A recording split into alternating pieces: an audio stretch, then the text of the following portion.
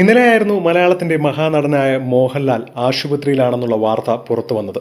അസുഖബാധയെ തുടർന്ന് ആശുപത്രിയിൽ പ്രവേശിപ്പിച്ചുവെന്നും കടുത്ത പനിയും മാത്രമല്ല ശ്വാസതടസ്സവും ലാലേട്ടനുണ്ട് എന്നാണ് റിപ്പോർട്ടുകൾ വന്നത്.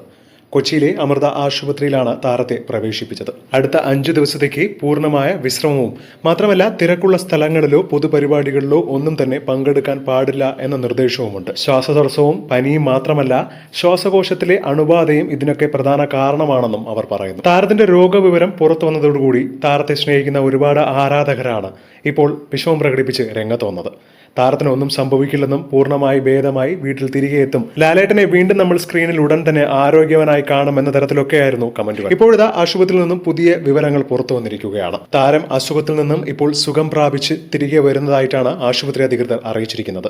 എന്നിരുന്നാലും പൂർണ്ണ ഭേദം ലഭിക്കണമെങ്കിൽ കുറച്ച് വിശ്രമവും മാത്രമല്ല മറ്റുള്ള ചടങ്ങുകളിലൊക്കെ പങ്കെടുക്കാതിരിക്കാനും ഒക്കെയാണ് ഇപ്പോഴും നിർദ്ദേശിച്ചിട്ടുള്ളത്. ഈ വിവരം പുറത്തുവന്നതോടുകൂടി ഇത് വളരെയധികം സന്തോഷമുള്ള ഒരു വാർത്ത തന്നെയാണെന്നും താരത്തെ സ്നേഹിക്കുന്ന ഒരുപാട് പേരുടെ പ്രാർത്ഥന എപ്പോഴും താരത്തിനുണ്ടാവുമെന്നും ഒന്നും തന്നെ സംഭവിക്കില്ല എന്ന തരത്തിൽ ഇപ്പോഴും കമന്റുകൾ നിറയുകയാണ്.